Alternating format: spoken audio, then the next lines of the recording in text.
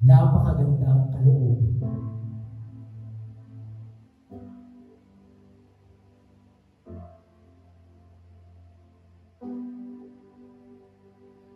Sa patuloy na pag-ikot ng buhay sa mundo, kasabay ng pag-agos ng panahon at ng mga bagay-bagay sa paligid ko, hindi ko namamalayang buhay ko'y natatangay na ng mundo kung saan umagos papalapit sa gawain di ka nais-nais sa Kristiyanong tulad ko.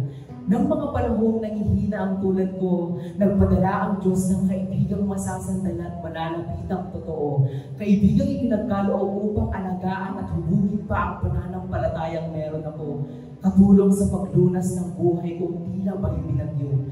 Marahil maraming beses pa itong nagdalawang isip sa tawag na meron siya, sa tawag ng Diyos na siya'y dumakot magpunta sa aming destinasyon upang ibahagi ang kanyang mga salita, sa aming destinasyon na misteryoso pa sa kanya, na di na ba'y walang kasiguraduhan sa daang tatahakin niya.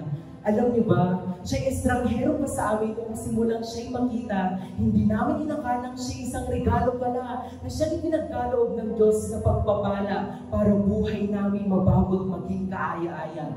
Pastor, oo, pastor ang kaibigang kanyang pinagkaloob nang ako'y maiahon sa malalim kong pagkakalubog at di tuluyang sa mundo'y ako'y masubsob. Siya'y tapat na kaibigan, napakagandang kaloob.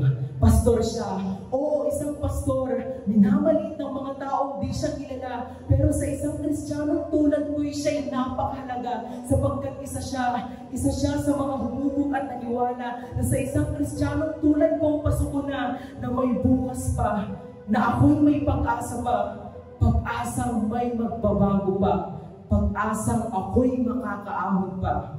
Pastor, kaibigang nariyan, hindi ka kailanman iiwan. May problema man yan, isasantabi niya yan, alang-alang sa kanyang kaibigan. Hindi lamang sa unos siya malalapitan, kundi pati na din sa tagumpay na ating nakakamtan. Isang patunay sa kanyang katapatan, kaibigang tunay nga ang maaasahan.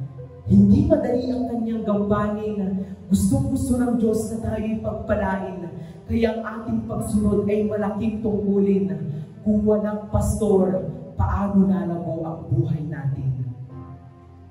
Pastor, siya'y aking tapat na kaibigan. Napakagandang kaloob.